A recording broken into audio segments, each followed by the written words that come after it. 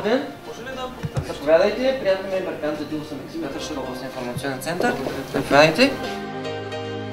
Какво ви води при нас? Имам малка производствена фирма и проявявам интерес към рекламираните програми, към оперативна програма Конкурентоспособност, свързани с зелена енергия и енергоспестяващи технологии. Така, попаднали сте на правилното място. Много се радвам, че сте дошли в нашия център.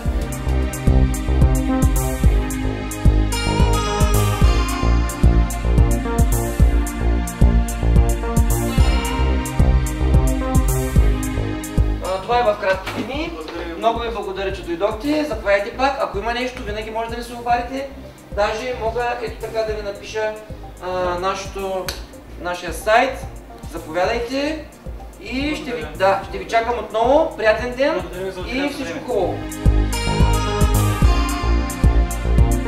От създаването си в началото на 2012 година до сега, областният информационен център се утвърждава като основен информационен източник за еврофондовете в област Шумен. Основната ни цел е да бъдем полезни на хората и те да получават отговорите на въпросите, които ги вълнуват и всъщност и да могат да получат европейско финансиране.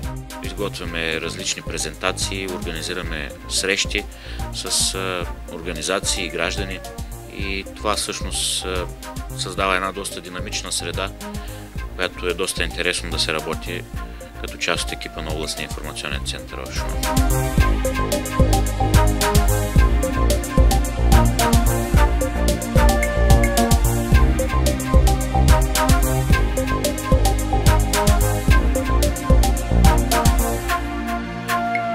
Собственик на фирма дойде и каза: аз искам да направя нещо. На въпроса какво точно замислили ли сте, в каква насока, той каза: аз мога да кажа какво произвеждам, а от вас искам да кажете какво още мога да направя за фирмата си. Точно областния информационен център и въобще центровете в страната, според мен, попълват тази ниша в момента, да държат за ръка, така да се каже, хората, които искат да се развиват и да правят нещо с бизнеса си. Центърът е създаден по проект на оперативна програма «Техническа помощ». Основната му задача е да разпространява на достъпен език информация за оперативните програми на Европейския съюз и за други програми на общността, финансирани от структурните и кохезионния фондове. Макар и съвсем млад и начинаещ в своята работа, Център успя да установи партньорства с глобални библиотеки, с мрежата Enterprise Europe Network и с Европа директно. Това са големи мрежи, които обслужват потребители на евросредства. Ние сме доволни от съвместната работа с тях и се надяваме и в бъдеще Центъра да успее с усилията, които полага, да привлича нови и нови потребители и да бъде в помощ на бенефициентите.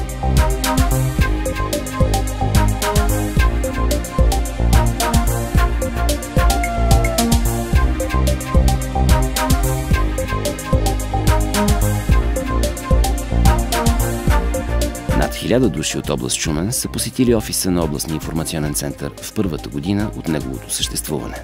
Той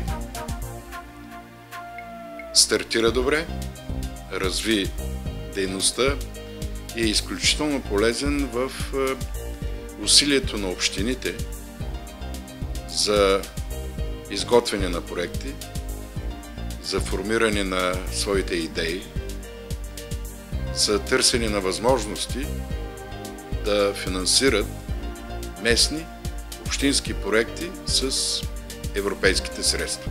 Към момента проведените срещи с служители и с работещите в областния информационен център за нас са много полезни. Ние веднага ги предоставяме на колегите от читалищните библиотеки.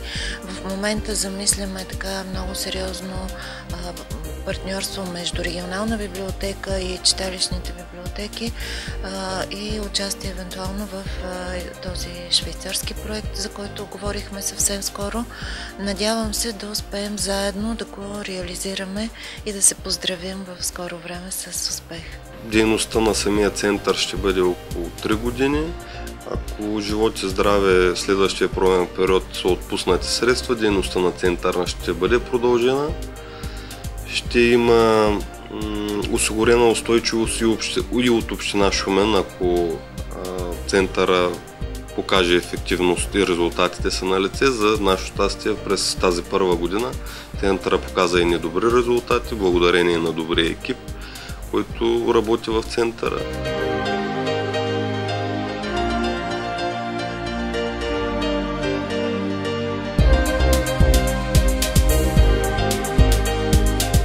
Трябва да ви запозная с последните решения от нашата среща на управителите, която се състоя, знаете, преди няколко дни.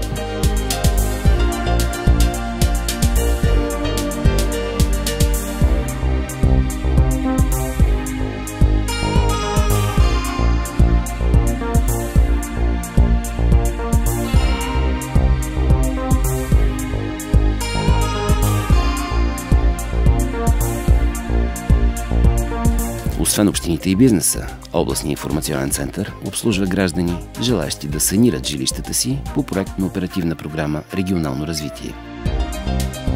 В хода на създаването на документите ни се наложи да потърсиме помощ и чрез веб-страницата на сайта на общината научихме за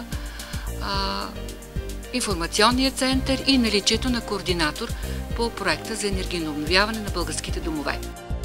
Хората искат да бъде по-достъпно, по-ясно, може би много по-простичко нещата, чрез които да стигнат до европейските пари. Основен принцип в работата с клиентите е да бъдат напълно удовлетворени потребностите им от информация за еврофондовете. Работим с разбиране към тяхните въпроси и проблеми и в крайна сметка с желание да постигнем добър резултат за тях. Центърът обслужва и чуждестранни посетители. Тук е страхотно, а вероятно отсреща пише "Обичам Европа". Каква информация очакват да получат от вас хората? Очакват информация за Европейския съюз и възможностите за финансиране от структурните фондове. Помагате ли им? Разбира се, имаме много информация и добри експерти. Областен информационен център Шумен е част от мрежата на 27-те областни информационни центъра в страната. Администрацията на Министерския съвет и Европейската комисия подпомагат логистично работата на областния информационен център. Експертите черпят актуална и полезна информация от най-голямата библиотека за еврофондовете в Главна дирекция регионална политика на Европейската комисия. Вашата лична и екипна работа е изключително важна не само за настоящия период, но и за плановия период, който идва. Чрез вас ще стартират много проекти и вие може да действате като промоутери на тези проекти.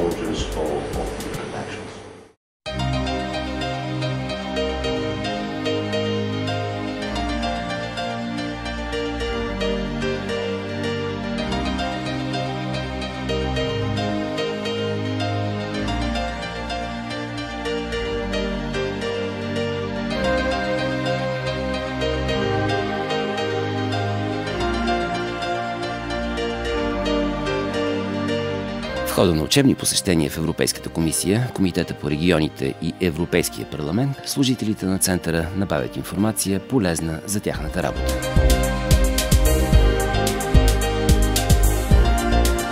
Това е залата на Европейския парламент в Брюксел. Тук 4 пъти в годината се вземат решенията на Европа. Заседават 754 евродепутати, които се разполагат от дясно наляво, като най-дясно сядат консерваторите, а най-вляво най-левите. Независимите сядат отзад.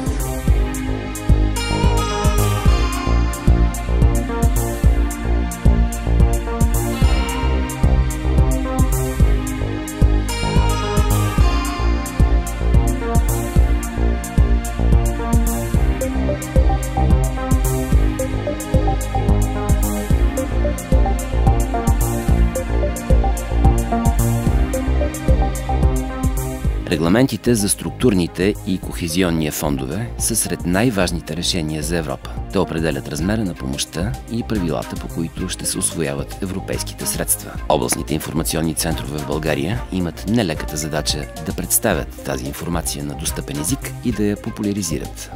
Еврофондите са много важни за развитието на България, така че всичко свързано с тях, включително и отразяването на дейността усвояването, договарянето са много важни, защото това осведомяване допринася и за по-добрата работа по самите европроекти и съответно за усвояването на много повече средства, които са жизненно важни за цялата ни икономика.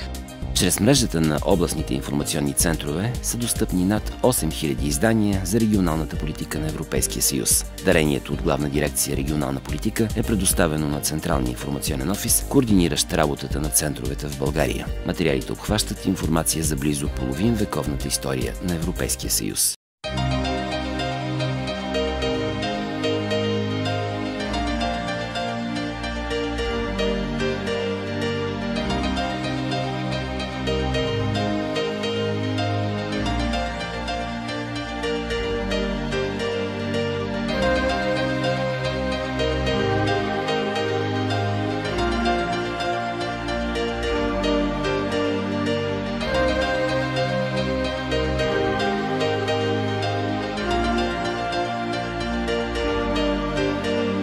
Определено считам, че Шуменския европейски областен информационен център има своето място в подобряване и завишаване на административния капацитет.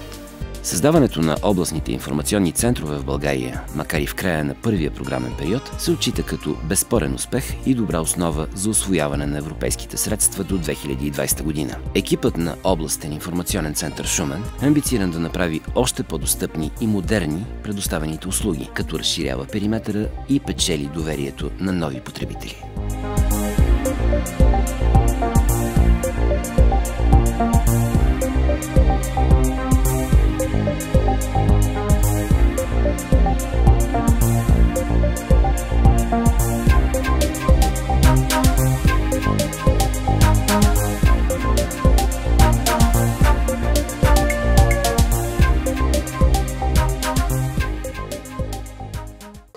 Ако се извиняваш, аз няма седя 20 минути така. Ади! Отдавна. 3, 2, 1. Бизнеса, на потребителите на европейските проекти и програми. Да. Да. Няма ли, мога го спреш? Няма. Да го правим заедно.